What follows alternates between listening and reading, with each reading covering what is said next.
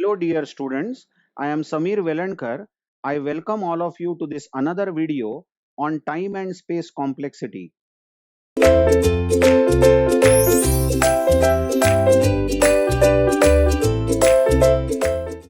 In the previous video, we saw how to analyze some function which works in the order of n, and there was another sum function which had a for loop which runs n by 2 times, and we saw even this function runs in the order of n. Now let's see a very interesting example. We have a sum function again which has a parameter int n, and there is a for loop inside this where x will go from 1 to n minus 1. Observe, because x less than n is written, so x will vary from 1 to n minus 1, and each time x becomes x into 2, and the statement s is equal to s plus x repeats. Now how many times does this for loop get checked for any given value of n? Whatever is the value of n, we would like to know frequency of how many times this for is checked and how many times this job is done.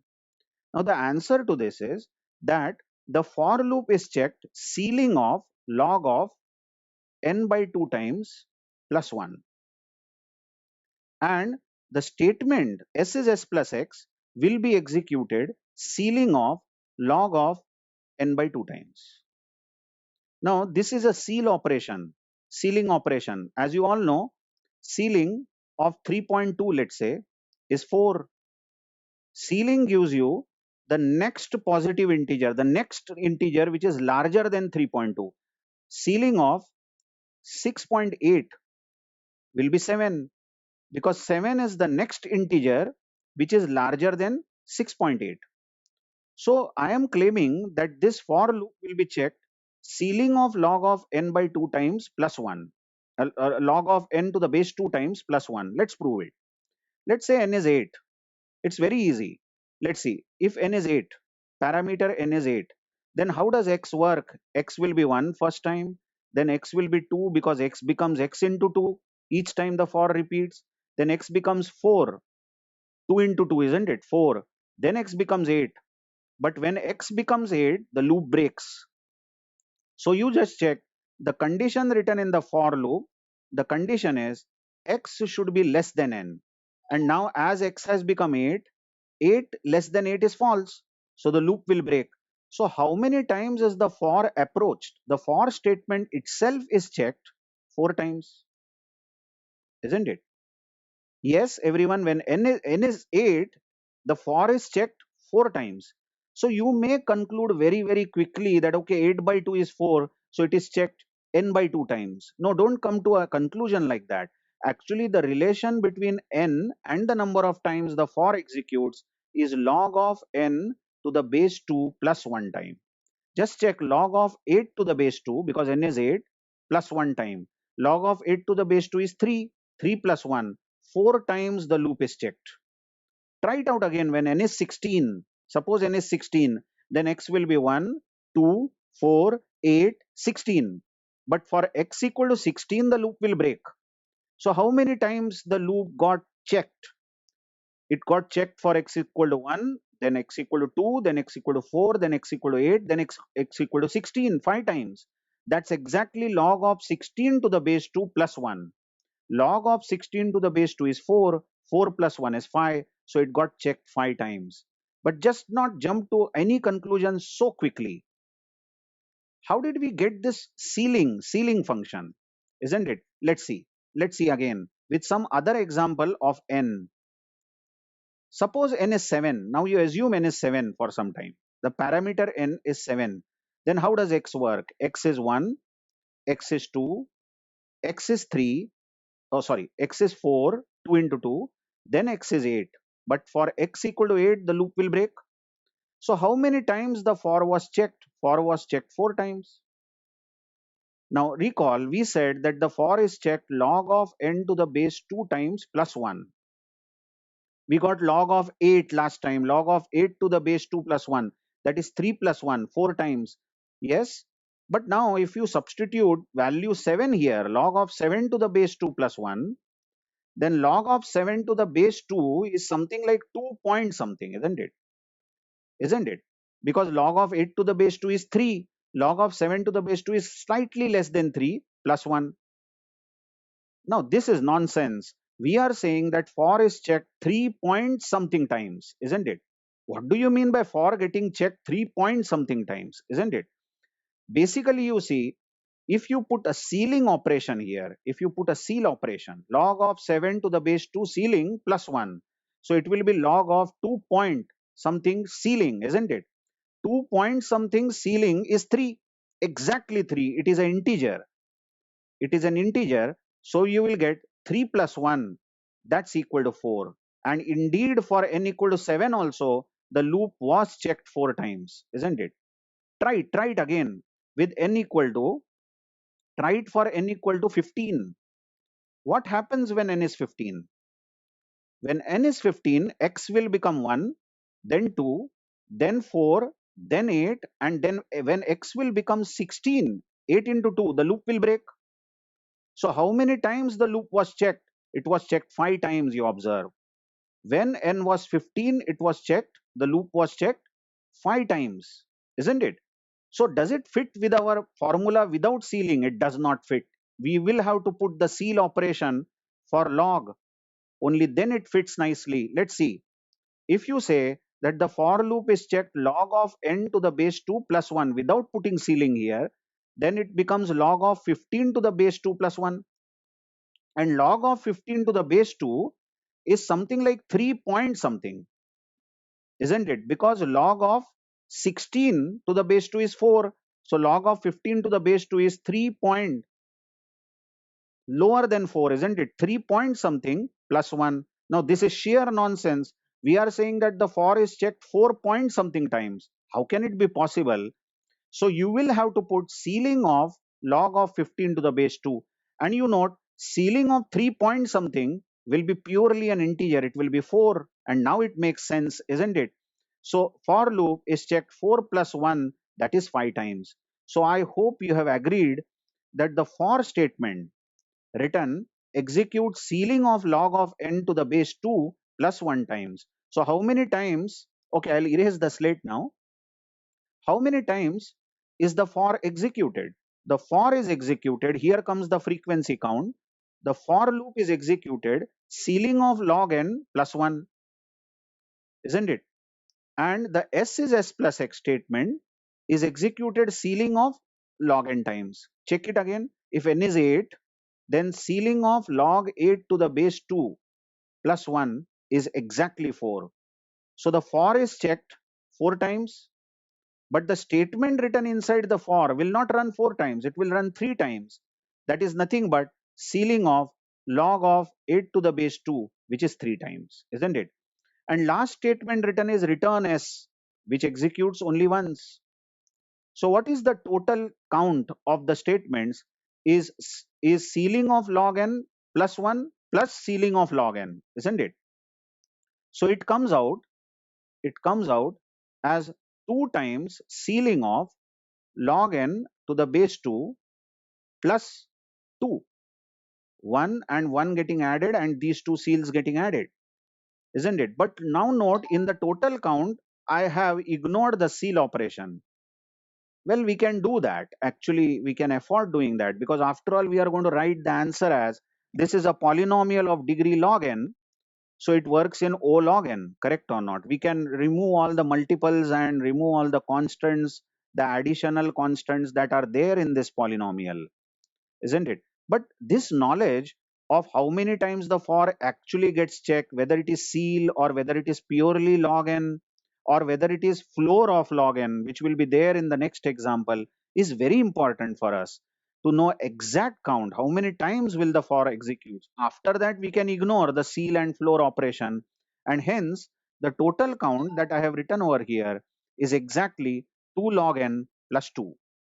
So this is a polynomial, you see, of degree log n. Log n is the largest term. Hence, the algorithm works in the order of log n to the base 2. Very interesting, isn't it? Now let's see the another example. There is again there is one nested for here. You see, there is one nested for loop in the next example where I runs from 1 to n. less than or equal to n. So I runs from 1 to n, and the inner loop j runs from 1 to I, less than or equal to I is written, and some statement is executed by STMT. I mean, you assume some statement. So if we use our frequency count method, we are going to fall in trouble now. We just can't. We just can't say what is the frequency of the inner loop. Let's see what's the problem. Now you watch the outer loop runs with I is equal to 1 to n. So definitely the outer loop runs n plus 1. I hope you understand. 1 to n it runs, but then last condition, when I crosses the value of n, that condition is also checked in the for loop. So the count is n plus 1. But the inner loop, we can't write the frequency. See, it's very difficult to write the frequency, because how many times will the inner loop run depends on the outer loop. Just check this. When the outer loop has I equal to 1, suppose I is 1 in the outer loop, then the inner loop will run 1 to 1, because it is going from 1 to 1, 1 to I. So the inner loop will run once. But when the outer loop has I equal to 2, second time, the inner loop will run 1 to 2, because it is going from 1 to I. So the inner loop, how many times the inner loop is checked or executes depends on the outer loop. So you just can't write the frequency like that. So in such cases, what we do, we will assume some value of n, because n is the variable here. N decides how many times the for repeats, isn't it? So let's assume that n is 4. I will advise you to take some small value of n. Okay.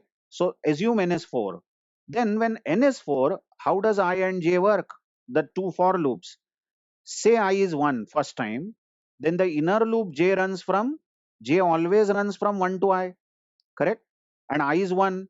So the inner loop makes j from 1 to 1. It repeats only once. So the statement runs one time. I hope you are understanding. The statement written inside the nested loop will run only once, because the inner loop j is repeating from 1 to 1. Only once it executes. Now when I becomes 2, the outer loop counter I becomes 2, the inner loop runs from 1 to I. That means it will run from 1 to 2 times. So the statement written inside the inner loop will run 2 times. Similarly, when I is 3, the statement runs 3 times, and when I is 4, the statement runs 4 times. So the statement for given value of n, when n is 4, the statement runs 1 plus 2 plus 3 plus 4 times. You see how many times does the statement run? This is the total count of how many times the statement runs for value of n equal to 4. Now, can you find out some pattern here? Yes, definitely. You see that the statement runs 1 plus 2 plus 3 plus something plus n times, isn't it? 1 plus 2 plus 3 plus 4 plus 5, this goes on up to n times. When n was 4, observe, the loop repeated 1 plus 2 plus 3 plus 4 times. So now this is nothing but summation of 1 to n. The statement runs so many times, which is nothing but n into n plus 1 by 2. You know that the summation of 1 to n is n into n plus 1 by 2, which is n squared by 2 plus n by 2. Now, isn't this a polynomial of degree 2? Hence, the algorithm works in the order of n square. Isn't it? That's the answer I have written. It works in the order of n square. Now, one thing you observe so funny, initially, whenever we saw the frequency count method, we were not even ignoring that one additional instance when the for was checked. Look everywhere. We were so particular, and we were counting exactly how many times it runs. We were not even ignoring that plus one, because the last time the condition is checked and the loop breaks. And here in the latest example, we didn't even care. We didn't even care to say, no, it runs one more time. The condition is checked. So why don't you count it? You saw that it's not going to make any difference if you add 1 to n and if you add 2 to n, because ultimately, finally, we would have got some count like n square by 2 plus n by 2 plus maybe 3. But then this is still a polynomial of degree 2, isn't it? So the lesson that we have got from this particular example is that you just have to worry about how many times the statement, the job runs, isn't it? And once you know how many times the job runs, you forget about the count. In fact, when you count how many times the job runs, you are doing nothing but you are counting how many times the for runs, isn't it? Because for is itself going to run the statement. That's what we have exactly done here. We have counted how many times the statement runs, isn't it so? Just check this. Just check this for our reference. Suppose I have written a for loop like this. For x equal to 1, x less than or equal to n, x plus plus. And then I have said for j is equal to, sorry, y is equal to 1, y less than or equal to n again, y plus plus. And then I have written some statement. Now you are asked what is complexity of this. You will see the first for loop is going from 1 to n. So you will say frequency of this is n plus 1, correct or not? That one additional condition which is checked. And then how many times the inner loop runs? Isn't it? The inner loop is also going from 1 to n every time. So the inner loop will also run n plus 1 times. Here it was very easy because both loops are going from 1 to n times. So how many times will the statement run? The statement will run n square times, isn't it? Because the first loop will actually execute n times. That plus 1 that we have taken is the additional condition count. And the inner loop will also run actually n times. That plus 1 that we have taken is the additional condition count.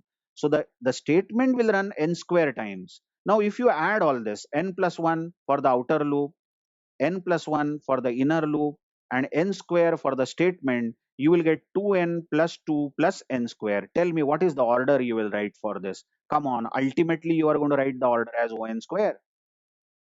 So my point is that why do we worry about exactly how many times plus 1 also has to be taken, how many times the for runs? If you just see the job, and it is so easy that the job, the statement will run n square times because both for loops are repeating n times. So it is going to be n into n. And once we get n square, it is so easy. We know that it is a polynomial of degree 2. So we will write on square. I hope you are understanding. Okay. Let's see a final example here in this video. Here we go. In this example also, we have got a for loop. The for loop is having I going from n and I greater than 1 and I is I upon 2 and some statement runs. Question is how many times is this for checked? Isn't it? The for is checked floor of log n to the base 2 plus 1. Let's prove it. Suppose n is 8. Then how is I going to behave? I is 8 because I begins with n. Then I becomes 4 because I is I upon 2. Then I becomes 2 because I is I upon 2, 4 upon 2. And then I becomes 1. Now watch, when I becomes 1, you know the loop breaks. Because it is said that I must be greater than 1. But I has become 1. 1 greater than 1 is false. So the loop breaks. But then how many times is the loop checked? It is checked 4 times, isn't it? 8, 4, 2, 1. For 1, the loop breaks. So the loop is checked 4 times. So you might come to a conclusion that it runs log of 8 to the base 2 plus 1. Log of 8 to the base 2 is 3. 3 plus 1 is 4. Then why did you put floor operation here? Floor. We have put a floor.